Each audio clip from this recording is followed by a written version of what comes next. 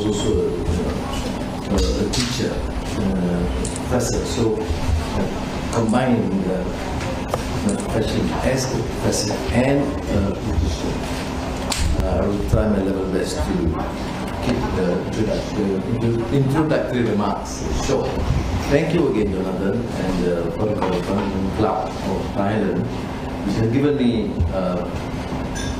ample opportunity to express my views here. The environment is better now in Malaysia, I'm referring to Malaysia specifically, as compared to the past, because you can only have free expression overseas. So every time I have something very important to say, I would choose either Bangkok or Hong Kong or Singapore. And only then, I think Jonathan would recall that when I was in prison, in fact, my daughter was invited to speak and to express some of her concerns, both political and also family. So thank you very much. Now, we generally talk about post-normal times, which is really complex because too many things happening at the same time. They call it simultaneity, simultaneous. The impact, the pace is fast, and it's also spontaneous. But in this region, we're grappling with some very serious and contentious issues. Democracy is unfortunately fragile. The fragility has somewhat affected then almost the entire region. Those who have had experience with democracy or democratic transition, I stress the importance of building institutions. And that's why sometimes we defer the narrative with our colleagues in the West. We're talking about democratic transition. A democratic transition will not be able to be considered sustainable if we do not have strong institutions, whether it's judicial independence or anti-corruption commission or public service or civil society that's efficient and effective with pronounced economic policies gearing towards growth. So that, to my mind, is a major concern because I have been struggling for democratic reform and transition almost all my adult life. And then we are grappling also with the issue of economic hardship. Always political leaders tend to blame only the Russian-Ukrainian war, but I think the fundamentals have been politically poor. The institutions tend to be corrupt and the leaders, and therefore the fundamentals tend to be weak. I can see the present expo not as serious as the economic crisis in 1997-98, but then the fundamental flaws are there. So the political elites in our societies don't actually learn from their past blunders and experiences. It's all geared, motivated by personal aggrandizement and opportunism and enrichment. And as a result, the people, the rakyat, suffer. So, and then, of course, we have a tendency to resort to nationalism or narrow nationalism, or in many societies, including Malaysia, racism and religious bigotry, which is, of course, sounds easy to deal with in a more sophisticated, educated society, but you have to really deal with the situation with the core of your supporters and the general population that can easily be attracted to racist or parochial appeals. I mean, it's not surprising to see the trend in Europe, growing racism. You can see Trump and the far right, or the neocons in the United States. So it is really complex. If the answer is purely education, as we used to believe, I used to believe that, give them good education, they will mature and decide based on what is right or wrong. This reminds me of what Eliot, this is brilliance, made a clear distinction between information, knowledge, and wisdom. And clearly, with information and the so-called knowledge, that we lack the wisdom. So these are issues that we have to grapple with, and I think just introducing the complexities in post-normal times, coupled with the issue of spontaneous issues cropping up, complex and itself, and it is simultaneous, all happening at the same time. So thank you. Pak Anwar, on a more specific level, because I think looking at the news that the election is going to be the most important thing happening in Malaysia. The last election, you and Dr. Mahathir led a quite extraordinary coalition that will be impossible to replicate. What kind of coalition could be formed at this election that would allow your party to be in government once again? Now, that was 2018. I need to remind you that in 2013, just the core opposition, without Mahathir, with Mahathir the other side, with Najib at the time, we garnered 52% of the popular vote. Right? So it's not something that is deemed to be unsurmountable or too complex.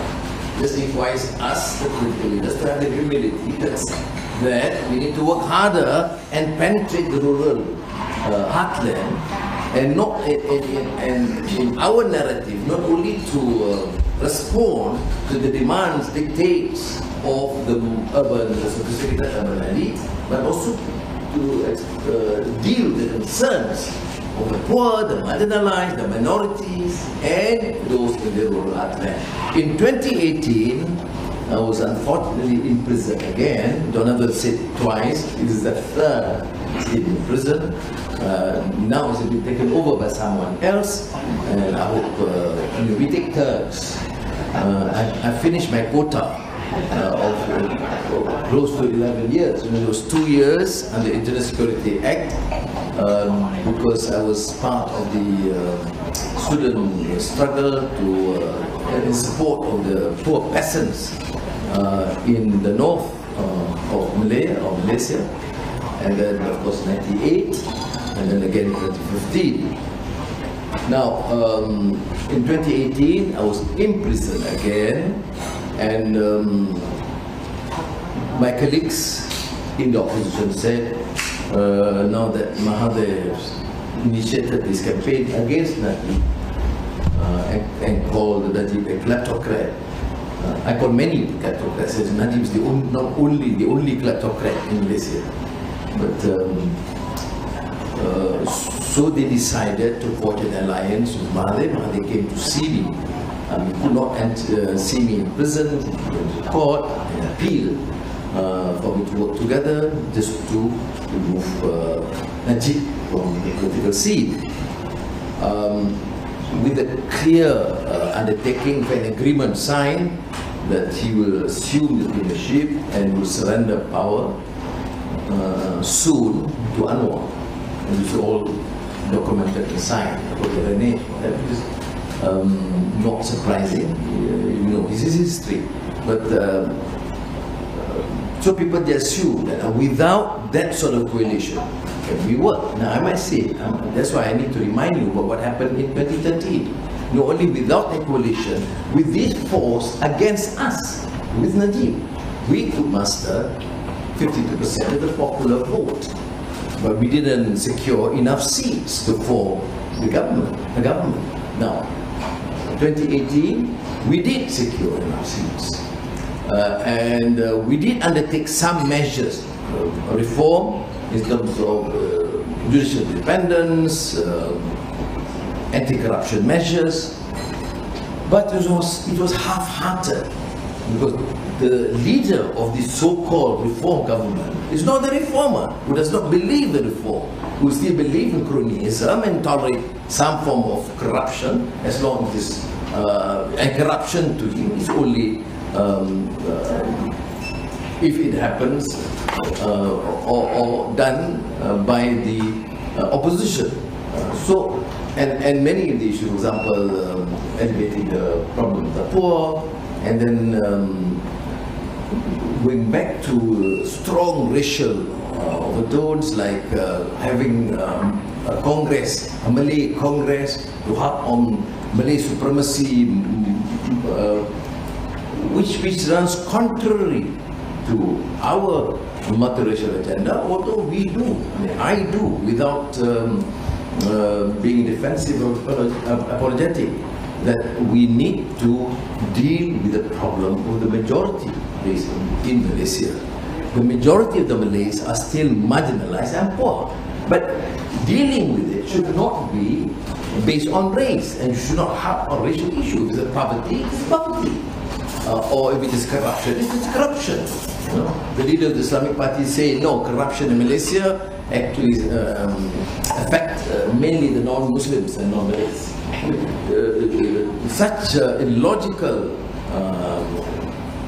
response to the statements tend to come out. So I believe that without, although he's in the opposition, I'm not sure that he will support the coalition, but he has announced that he will be the Prime Minister real candidate at the age of 97. Good luck. And not only that, but he wants to form a Malay coalition. When asked why didn't you surrender power to Anwar as promised, he says no, Anwar is not qualified because he is the leader of a multiracial party. Only a Malay leader representing a Malay party is qualified to be a Prime Minister. But I say, look, the majority of my party members are Malays, but this is a party for Malaysians.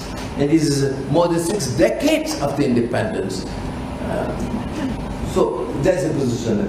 But I remain optimistic because if you look, those of you who understand the political development in Malaysia will realize there's a huge battle between the members of the ruling party coalition. The former Prime Minister Muhyiddin, who is a major partner of the UMNO-led coalition headed by the present Prime Minister, called the present Prime Minister failure, and the Prime Minister said, you also failed. So you have 2 major failures to lead the present coalition government. So I think we should have a fair chance this time around. But there is a microphone, I think, up there somewhere if you find it. If anybody wants to ask questions, could you get yourselves in position to do that? And when you do put questions, can you identify who you are? And please, can we go have journalists asking questions first, if that's all right? I think, Lisa, you are your first in line.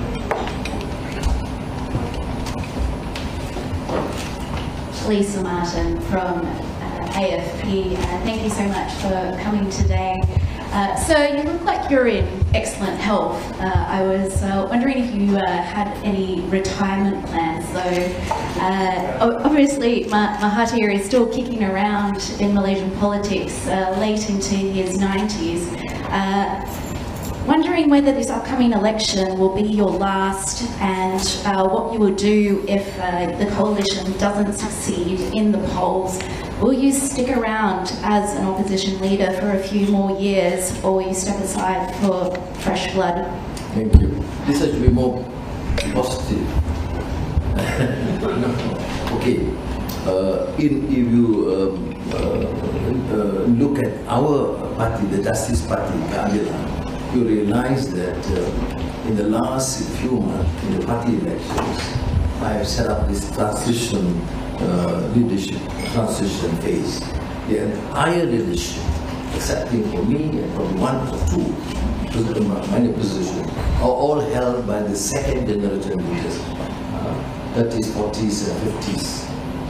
And I think that is a more positive move in terms of accepting the stark realities that the transition is required. A new leadership needs to be promoted and given major responsibilities. For example, election strategy is entirely given to the second generation. I just hold on the fort for this time and to lead the coalition. So that's it. It has begun, that process. Thank you. Was there any possibility that somebody younger might stand as, might be the party leader into this election? Did you ever consider, all right, you know, I've had a very long run, maybe now's the time to back out before this election? Donald, I think you're on my side.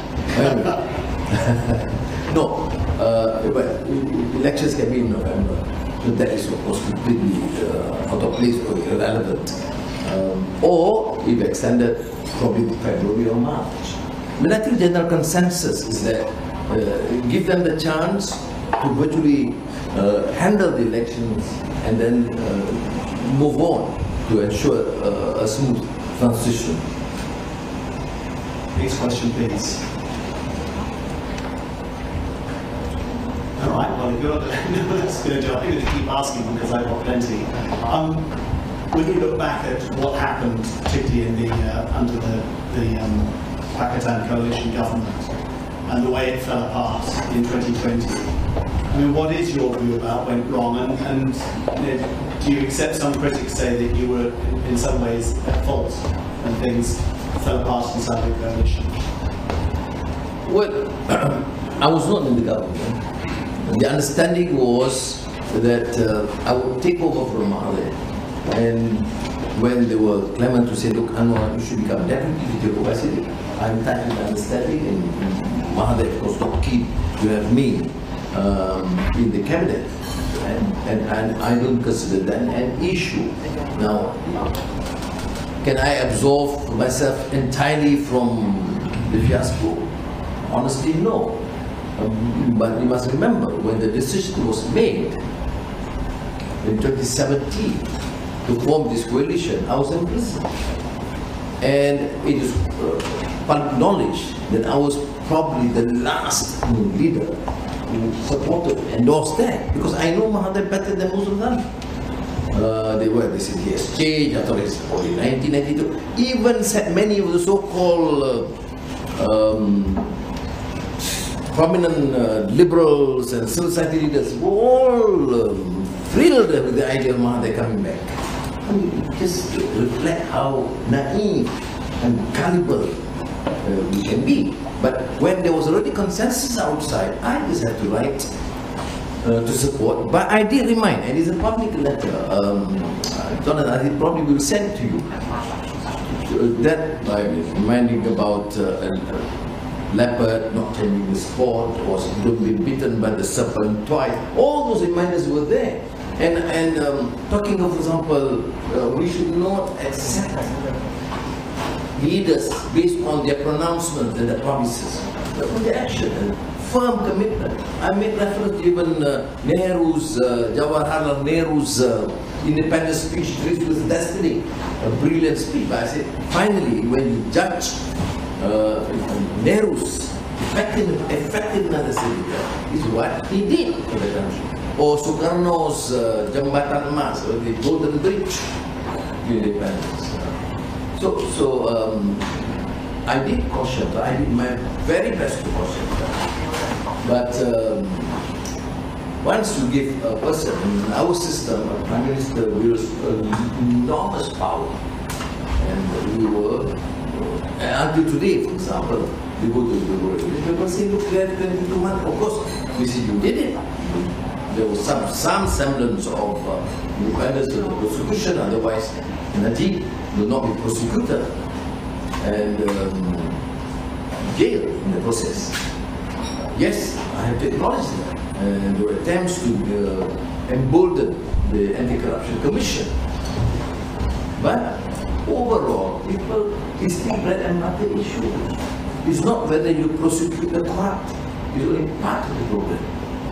Good governance does not mean that you have judicial independence, effective enforcement policies, and good policies. It's also credible, effective economic policies that can prepare the economy, but at the same time cater for the problems of the poor and the marginalized.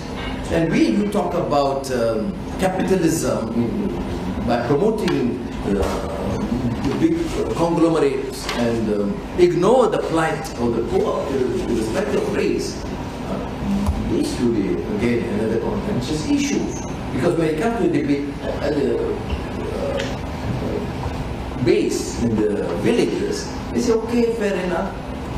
And you stole some billion, well, doesn't matter, we quite convinced. But anyway, what is it for us? It's the bread and butter issues.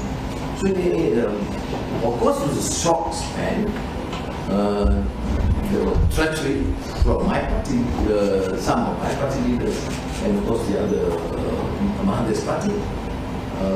But I would say that though we all, in a way, have to share the part of it, but that Mahathir was largely responsible.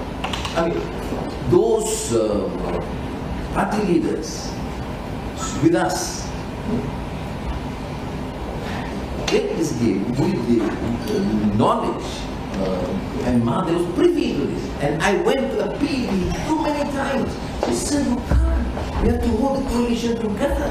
Should not then be giving this wrong messages, creating this sort of division among us, including, as I said, having the biggest Malay Congress to declare the Malaysia is like a Malay state, Malay dominance, and Malay supremacy.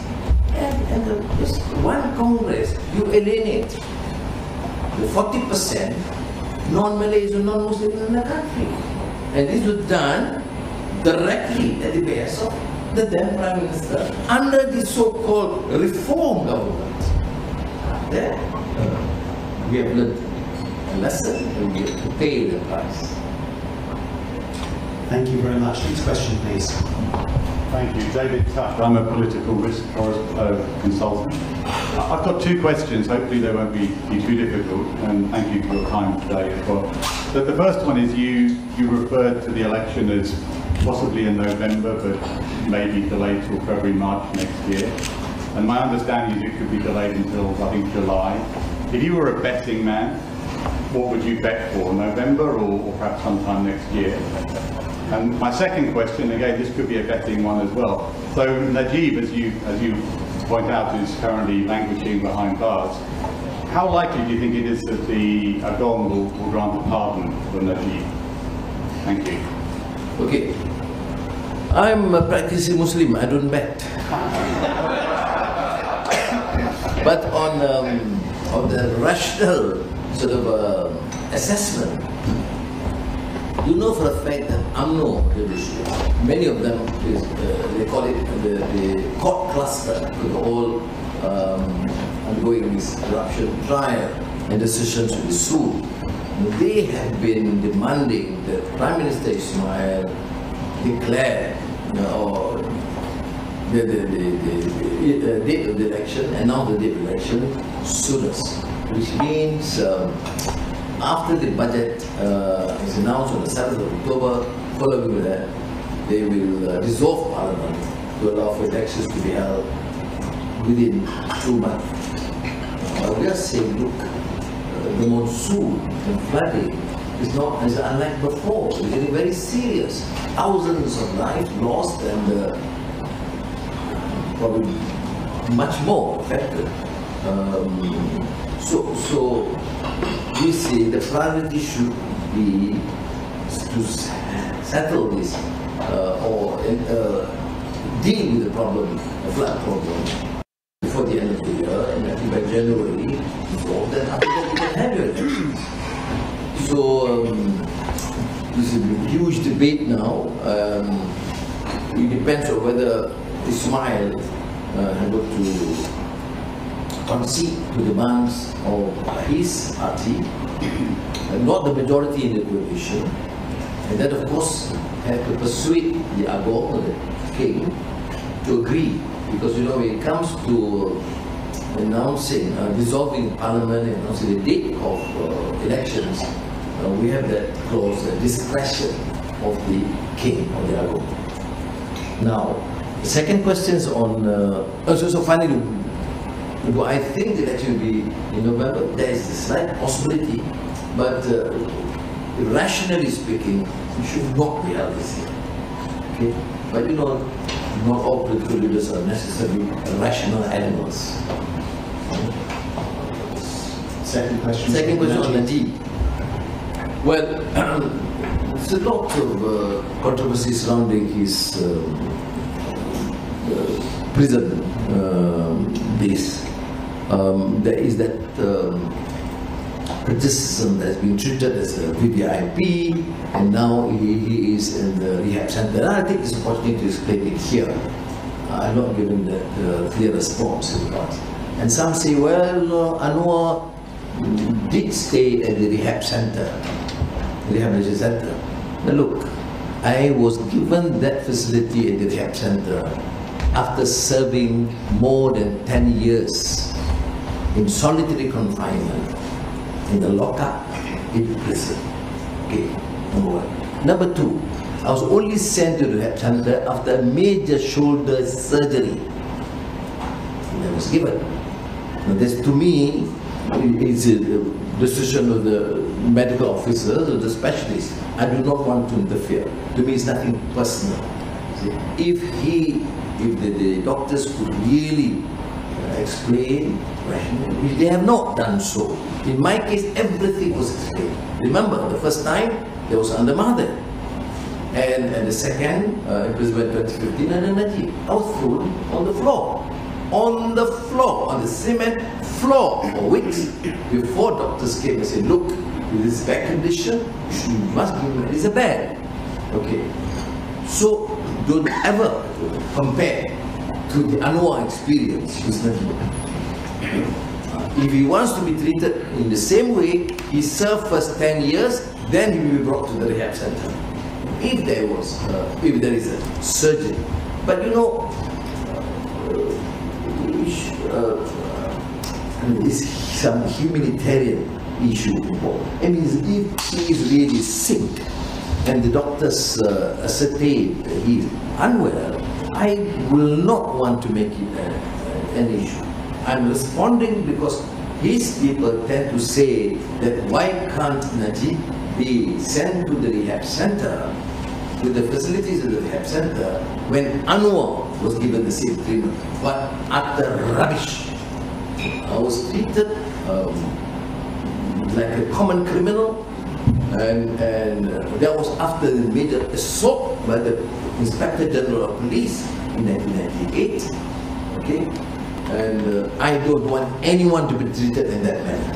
But what a normal prisoner experience, we have to know. At least people are educated now that our prison conditions are atrocious.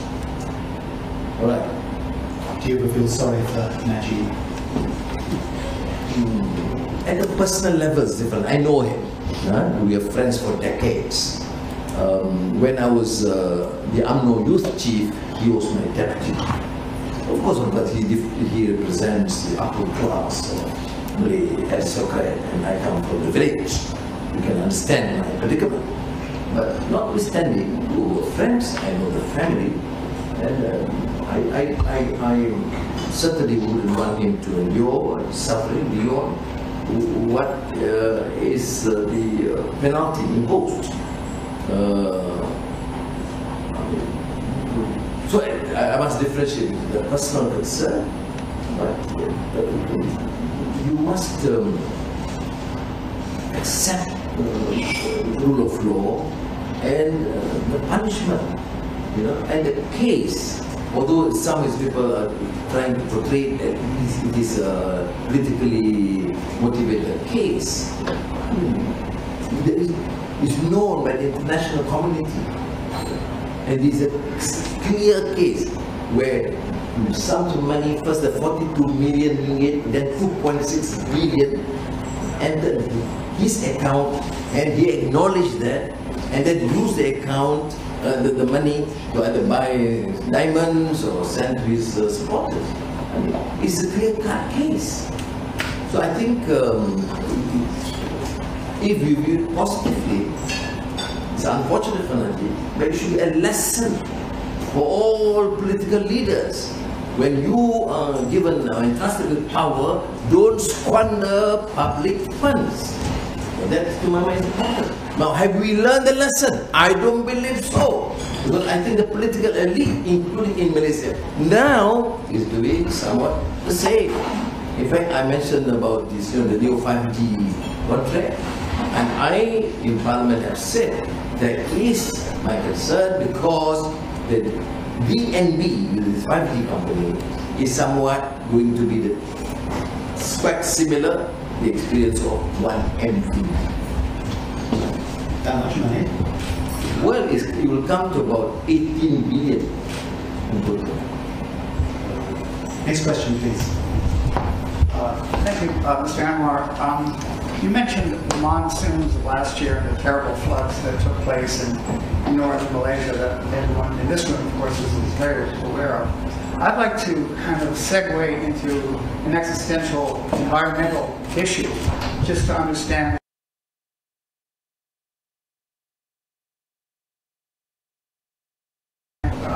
political parties, not only racial groups, and not only wealthy and lower income groups. It affects everyone.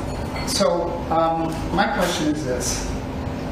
Recent studies of Western Antarctica, and in particular studies of what's called the Thwaites Glacier, which is now believed to be one of the largest glaciers in the world, about the size of Florida. It is now expected that that glacier will melt, decompose within 5 years. This is the new information based upon new contemporaneous studies. Now, what does this have to do with politics in Thailand and Malaysia? Well, actually, perhaps quite a bit. Studies of flooding conditions on the west coast of Malaysia, and in particular at Selangor and Penang, your areas or areas that you're very much familiar with, indicate that huge areas will be flooded far inland. And this may go even so far as to the outer boundaries of KL. But tens of thousands of hectares of land will be lost, both in the north and the south, and on the east coast as well, based on projected studies. So once Antarctica's mainland ice begins to melt, this flooding could happen much faster than anyone has anticipated, and certainly by 2030s. So my question is, since Malaysia and Thailand share common coastal borders, would your administration, if elected, When elected, forgive me, when elected, within the next several months, we assume, would your administration be prepared to work with the Thai government to build coastal seawalls for both countries' protections? Because this seems to be the future for many areas in Southeast Asia. Vietnam, for instance, will be decimated. Taiwan, Hong Kong, and the like. So there doesn't seem to be much attention paid to this issue, but it really is an existential issue. Are you suggesting that these countries surround themselves entirely with seawalls? Because that seems like probably beyond any government. Well, I think you would have to make judicious choices of where those seawalls would be put up and what kinds of seawalls would be needed. But the fact is, something will have to be done, unless, of course, you're willing to just say, well, we're willing to lose. Thank you. Yeah, that's not exactly what we call bread and butter issues. Yeah. But I mean, look, I think it's really important. I don't disagree with that. I think climate change is obviously critical, but sadly it's hard to get governments to focus. Yeah. But he's a government in waiting. So. Yeah, I fully agree with you. Last month I organized, as opposition leader in Parliament, symposium on climate change to alert the political elites and the public the urgency and gravity of the problem. Not only the monsoon, but the overall problem. Of course, as I said during post-normal times, it's also spontaneity and simultaneity affected other governments and other countries. And of course, Singapore and Thailand, immediate neighbors. I don't have or claim to have expertise in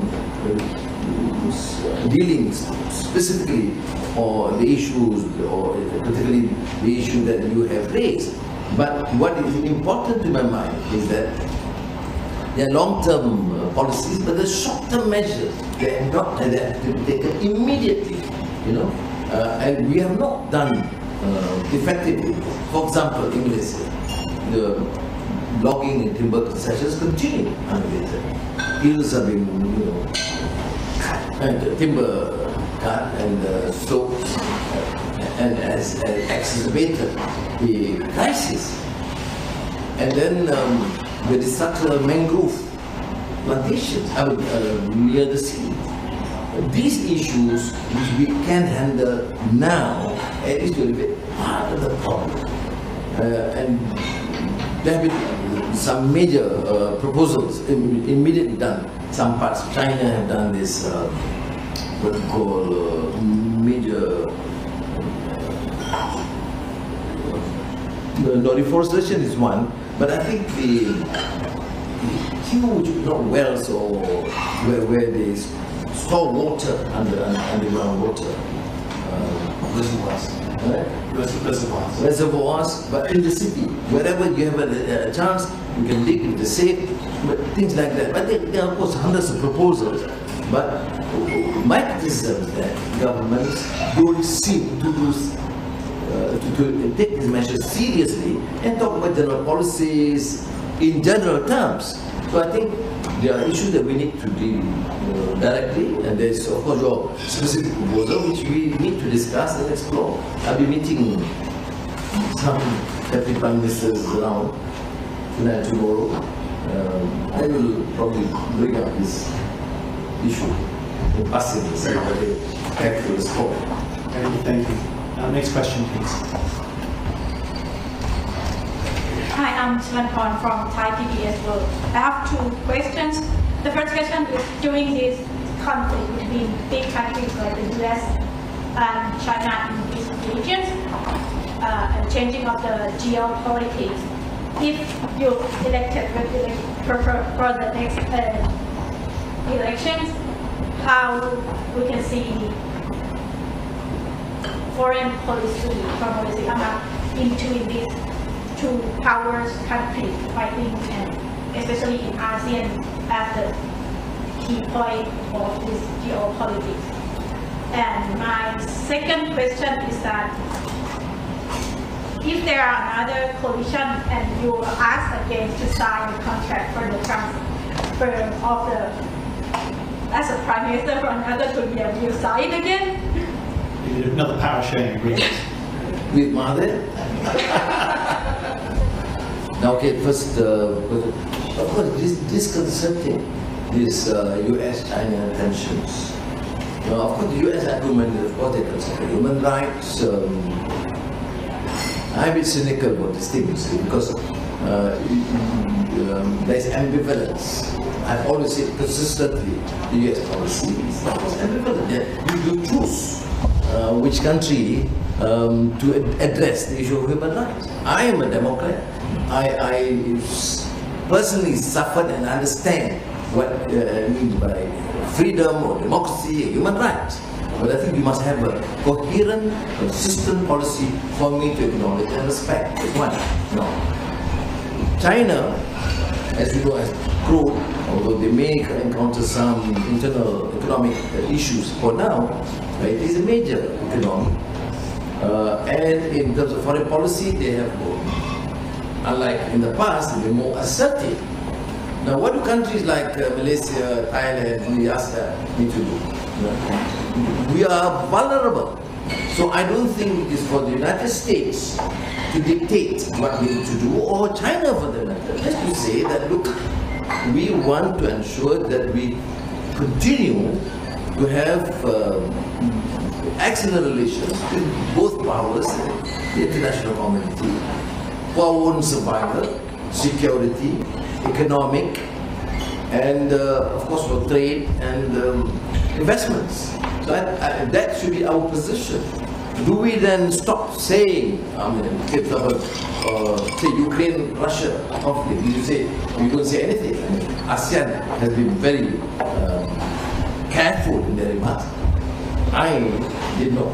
I condemned the Russian aggression because I think it is unacceptable for any country to conquer.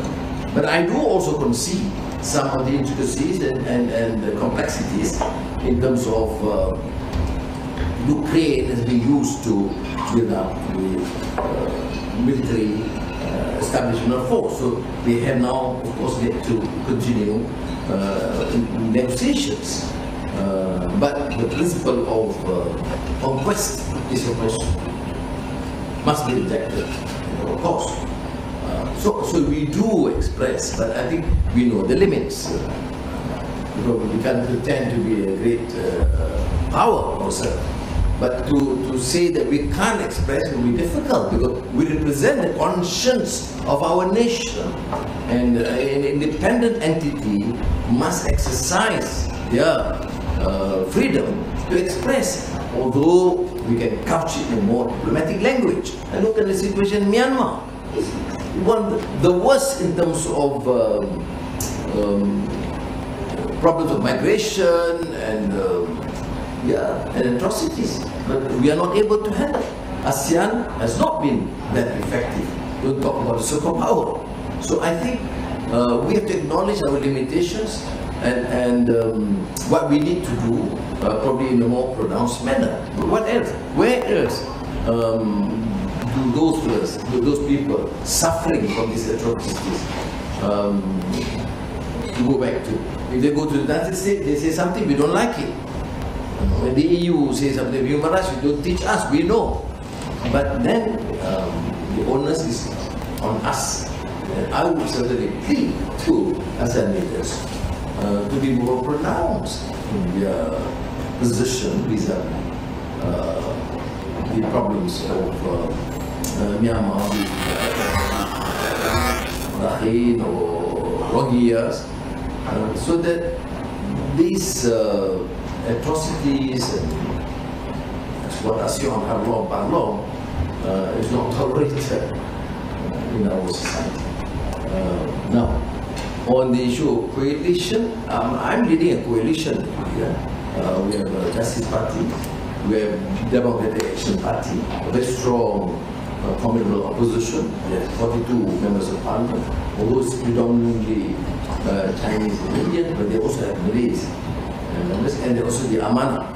AMANA is a relatively smaller party, break away from the Islamic Party, because they feel that the position taken by the Islamic Party is too conservative, too tribal, too limited, and some of the rhetoric or narrative is probably not suitable in this time and age. For example, the leader of the Islamic Party called those who are not with him, particularly us in the opposition, people are like in filth, they are without faith. It is dangerous, to my mind, to start a political debate by calling people or condemning them as infidels and so on. It's not healthy at all. But we have to deal with it. I mean, it's an example. So this is the coalition. And there are smaller coalitions now. What we discussed with us. Yesterday we had a meeting and two smaller parties want to join, and we have to discuss what the parameters, what the principle. I don't think I would go for a coalition just for political expediency. Are they committed to democratic reforms, institutional reform? Are they committed for economic policy that stop this excessive unbridled capitalism?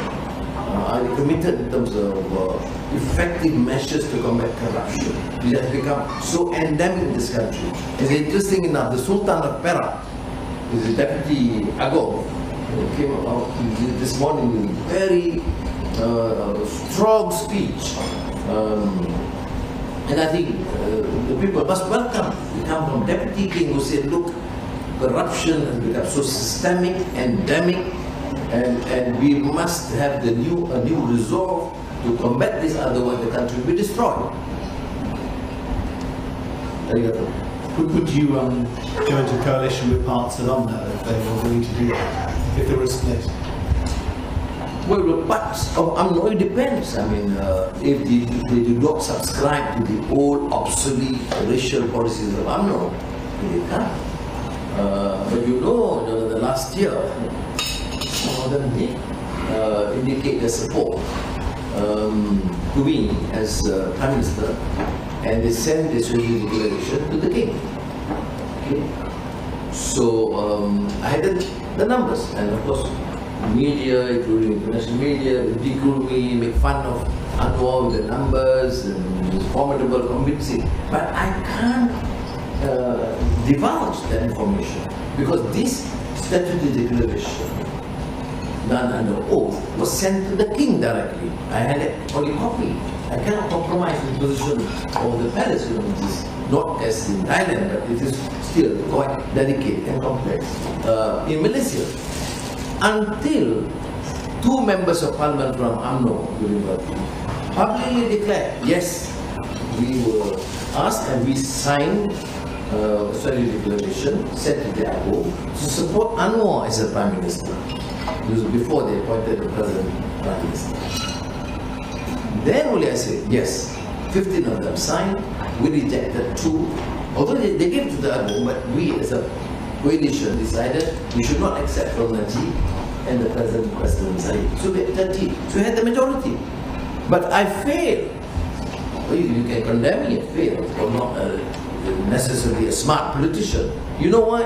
Because the last hour before the probably oath taking the following morning, Najib insisted that if I want the UMNO support, I must give a clear undertaking in writing that I will not, I'll help him and save him from imprisonment or interfere in the judicial process. Now, it was 8 o'clock at night. The following morning was supposed to be Anwar as Prime Minister. But my decision was, this is better conscience. I'm proud, Aziza is happy with me on that decision, that I have to make a decision. Because why do you want to become or assume the post of a Prime Minister? Well, you respect the Constitution. You honor the principles of judicial independence. If I want to get that position, it's part of a compromise that goes against the principle that's fought for, went to jail and out and back again, just to assume the premiership. I said no. So I failed.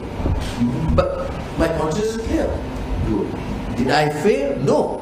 I think I succeeded. Because there's a major task, major test in life, which I think if you ask 100 guys, I'm not sure whether you can get 90 you could send this thing. After all, you agree, you sign, and then you do whatever you like. You are the Prime Minister. I wasn't prepared to do that, and I remain myself an opposition leader for now. Till the next election. Till next election, inshallah. Next question, please. Hi, Datuk Seri. I'm Calvin, a Malaysian living here in Thailand.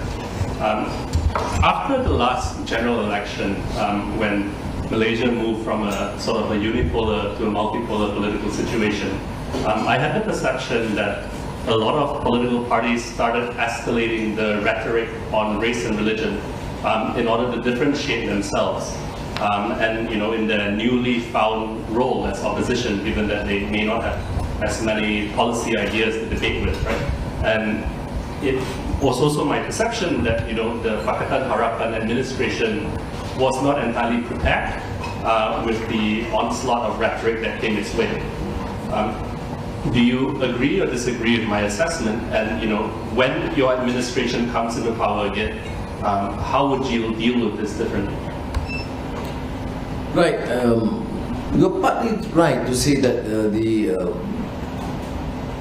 Pakatan Harapan government in 22 months, at least in the initial part, were not really prepared. But I think the problem is that it's not led by a reformer.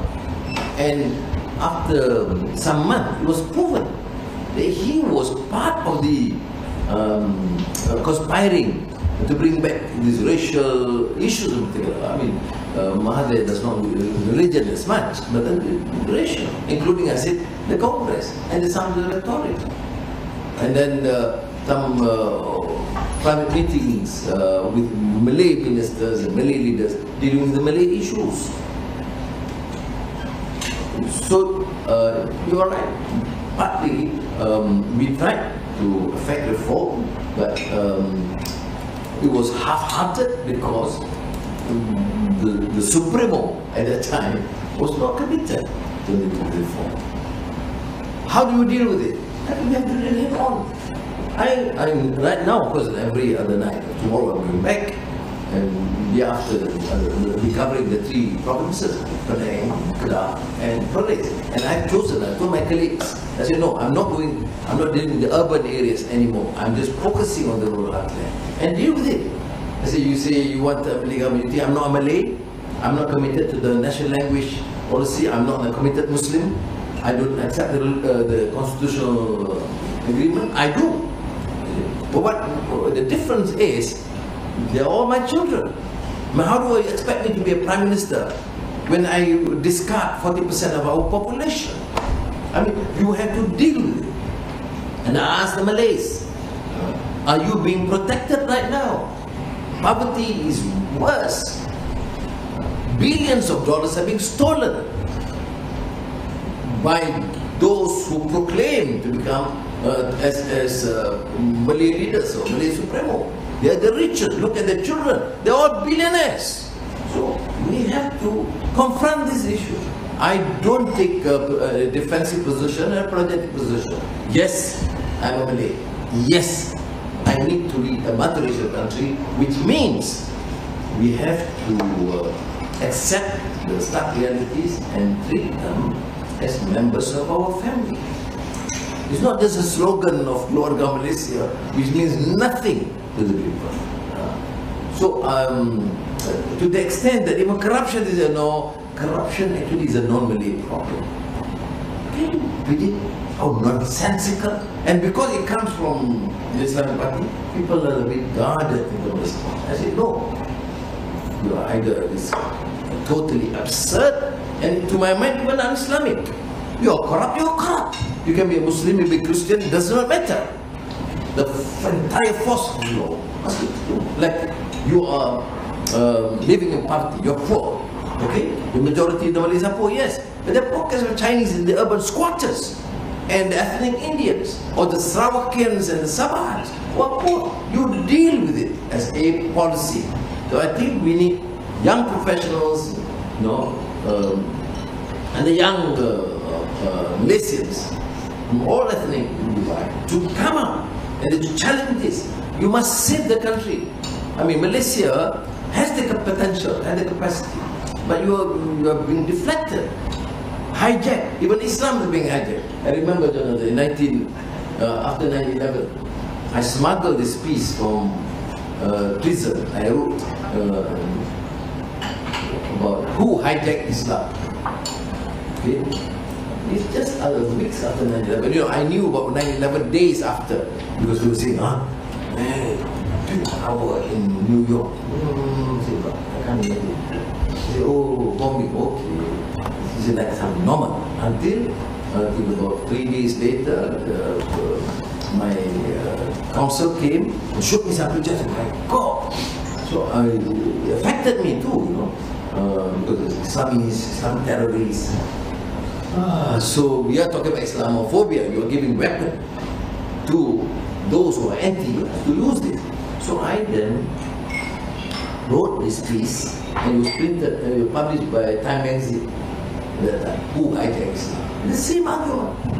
The danger is because of the atrocities committed by the few in the name of Islam, it will be used by dictators, authoritarian leaders in the Muslim world to inflict more harm on the other Muslims and protect their turf. So you finally, all the corrupt leaders and the dictators want to be safe as long as they declare war against the Islamic terrorists. That I thought was a humble on the American foreign policy at that time. They were so obsessed with the idea of pockets of terror, which we must fight. I agree, but you embolden the state terrorism in a way. So, my friend, welcome back and fight. Thank you very much. Next question, please. Hi, I'm Pemmy from Singapore Straits Times. So I have two questions. So my first one is, so are you here working on holiday, and what's your reason for your visit to Thailand, and why address the journalists here? So that's one. And my second is a bit more to do with Jonathan's question just now. So if Zaki is also convicted and cannot carry out the unknown presidency, would PH then find it more amenable to work with PN? I think this is especially in the context that of a post-election pact, since Ismail has shown that he has some commitment to reforms at least. So, Is Ismail strong enough to be a potential partner? So you Singaporeans should be more optimistic. Okay, now the first question is why I'm here. I'm actually it's an official, it's a working visit. I meet some leaders, there's a number of issues, in strictest confidence, discussing some issues, I think with countries, and particularly on also specifically South. Southern issue, which is, I think, I did, no, maybe I don't represent the government, but I am concerned, and I think there must be a peaceful, amicable solution to the conflict. So I always use this contact that I have with the leadership to at least have a reason, discourse, and a fair exchange of views. I just arrived 1 2 hours ago, and there's no chance even to go to relaxing. I was hoping to go to the spa, no time. Stick working visit. Alright. Now, whether there's a possibility of working together, I think we have learned this. So our narrative messaging to the people say, look, you need a stable government. You need a political policy, philosophy that is very clear. Rid the country of the excesses, corruption. Now, you want us to talk and start working in any other party, fair, but you must be clear on these principles. People, there's growing cynicism and disillusion against political leaders. And I think in many ways they are right. Because the concern is always the concern for power. What's politics? What's diplomacy? This concern for power. And power means the rich and the famous. And I think we have to end it. By appealing to people, look, give us a chance to try and deal with this issue of governance, issue of leadership in a different light. Because we have failed. We have failed. I'm not saying this Malaysia, there are many countries have failed because of this endemic corruption and the whole talk about democracy finally is determined by those who, again, rich and famous to dictate. They control the media, they control the, I'm not necessarily a socialist, but there are some concerns, some legitimate concerns of thinking elements in the society against the general decadence, lack of values, lack of integrity. Because finally, people can decide. For example, you can be ample evidence in court. Money was taken. Okay? But if I have $1 billion at my disposal, I can still buy people. I can control social media. I can have supporters. I can pay them, thousands of them, as by volunteers. So it is it's not, again I say, it's not unsurmountable, but it's tough. But it takes provides encouragement. The necessity of purpose encourage our conviction. Right? And I'm optimistic. Thanks very much. We have another question. Please identify yourself. Hi, my name is Daniel Pellerin. I'm a professor here at Mahino. Sir, you mentioned the difference between knowledge and wisdom, and we've heard and everybody here is aware of all the hard knocks you've taken, and they seem to be on a somewhat different level than what most politicians experience. So I was wondering, after years of, as you said, sleeping on the concrete and betrayals that were probably from your perspective pretty extreme, and of course more than the usual disappointments, how are you a different man because of those episodes? What has that taught you at the level of wisdom, and how do you bring that to politics? Difficult question. No, first of all, you mature the process. People say, oh, have you changed? It's not true. You need to change. It's either change for the better, like the principle reform. What's reform? It's effective change for the better. I've talked about democracy and freedom all my life, but experiencing years in prison and looking at the suffering endured by many people, some guilty, some innocent, some very poor, and they had to resort to stealing and the way they were punished. Then you tend to realize the meaning of freedom when you have experienced unfreedom. The meaning of justice when the system is grossly and manifestly unjust. I see in prison, I'm sort of confined that I can't see people there, but when you cross, either to go to meet the judge or the family member, to meet the lawyers or go out to the clinic, you cross.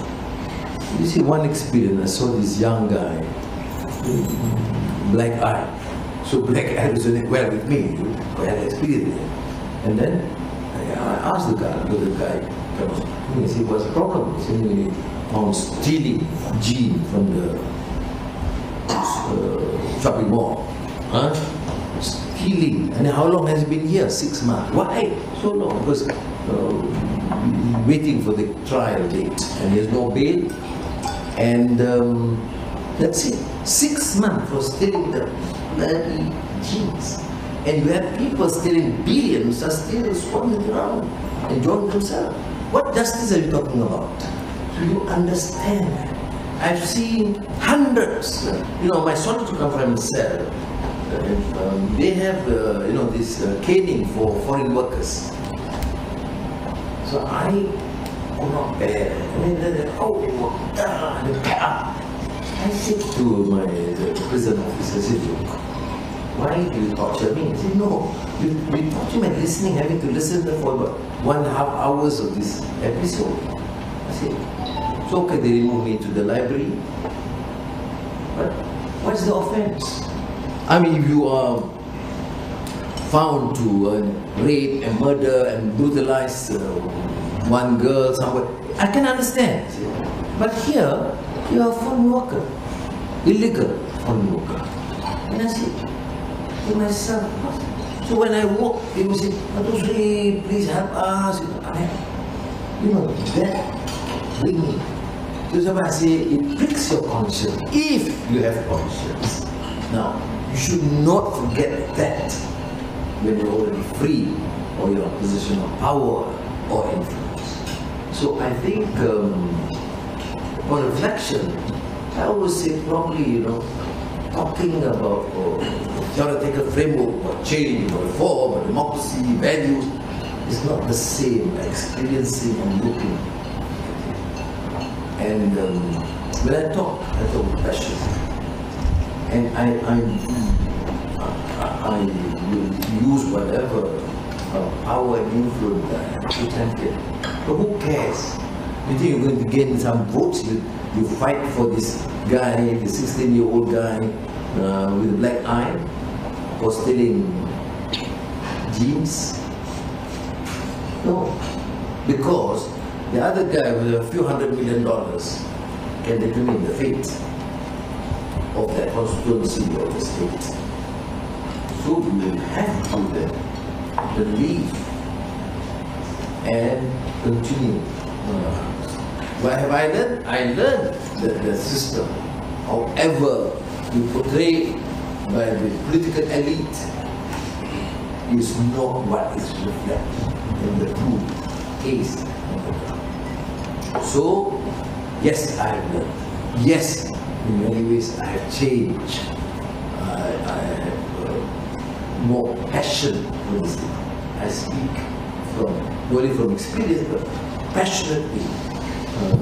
That's why when they say, but this fellow is a Malay, we have to help him with this Chinese. I say, when you are there in that position, it does not matter whether you are Malay or Chinese or German, it does not matter. You know, injustice is injustice. What the pain the person had to endure is just pain. So these are humanitarian ideals that we're talking about. Thank you. Just one last question before we finish up. It's been on my mind. Have you decided yet which Shakespeare character and which Shakespeare play you're most like? As a young man, of course, Romeo and Juliet. But I think seriously, as I see, and also from the spiritual philosophical angle, I think Hamlet is. I'm not sure if that's optimistic or not.